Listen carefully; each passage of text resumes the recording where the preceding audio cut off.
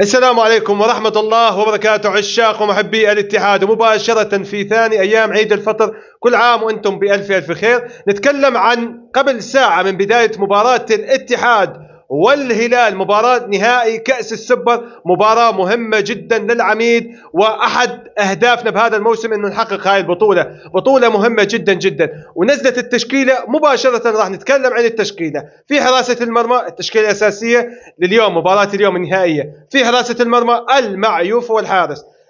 للأسف اليوم جياردو راح يلعب بنفس التشكيل 4-4-2، نفس التشكيل اللي لعبناه مباراة الوحدة، 4-4-2. قلبي الدفاع أحمد حجازي ولويس فيليبي.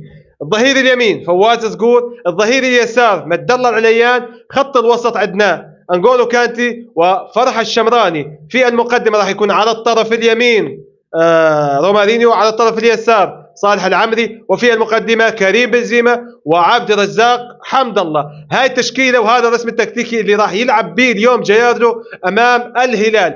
أولا بالتوفيق للاتحاد إن شاء الله بهاي التشكيل ولا بأي تشكيل إن شاء الله نحقق الانتصار، ولكن أنا حسب وجهة نظري صعبة، لأنه أنت لعبت بنفس التشكيل اللي لعبت به أمام الوحدة، بس الوحدة مو الهلال. أنت تتكلم عن أقوى هجوم بالدوري السعودي، اقوى خط وسط، خط وسط عنيف، خط دفاع صلب، حراسه عالميه على مستوى عالي. فانت كيف بدك تلعب بنفس الاسلوب؟ كيف بدك تجاري هجوم الهلال؟ كيف بدك تجاري خط وسط الهلال بهذا الشكل؟ كيف بدك تقاوم مالكم؟ كيف بدك تقاوم نيفيز؟ صعب جدا. لازم يكون عندك اقل شيء 3 قلوب دفاع. اوكي انا معك، خير وسيله للدفاع هي الهجوم. ان شاء الله يكون عندك اسلوب، ان شاء الله يكون عندك فكر نحقق من خلاله الانتصار. لكن على حسب مو شايف وعلامات استفهام جوتا ليش اليوم ما لعب بالتشكيل الاساسي.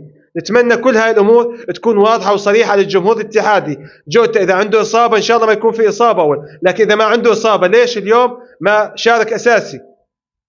بلش بصالح العمري، وصالح العمري جربناه 500 ألف مرة، اللاعب لا يصلح أبدا أنه يلعب أساسي. اوكي يلعب اخر ربع ساعه ما عندك مشكله، اتفقنا على هاي النقطه. كادش يلعب بالشوط الثاني ما اختلفنا على هاي النقطه، لكن انك تجي وتزج بصالح العمري من بدايه المباراه وقدام مين؟ قدام الهلال، لا الموضوع راح يكون صعب صراحه.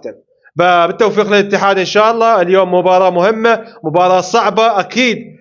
الفوز ما سهل ابدا بهاي المباراه، لكن ان شاء الله قلوبنا مع الفريق، قلوبنا مع الاتحاد، تحقيق الفوز والانتصار والفرحه. انا تكلمت امبارح وقلت الخطه المناسبه للاتحاد امام الهلال انك تلعب ب5 بالدفاع، 3 قلوب دفاع و2 اظهره، حتى تجاري هجوم الهلال، ما عندك خيار ثاني. وهذا الشيء شفناه بخطه نونو سانتو بالدور الاول. تتذكرون وقتها تقدمنا على الهلال 3-1 وكان الاتحاد مسيطر بشكل كامل، لكن ايش اللي رجع الهلال؟ سوء الاتحاد بالشوط الثاني، وانخفاض اللياقه البدنيه للعميد بالشوط الثاني. اليوم انا شايف انه الاتحاد نتكلم عن اللياقه البدنيه، في توازن باللياقه البدنيه ما بين الشوط الاول والشوط الثاني.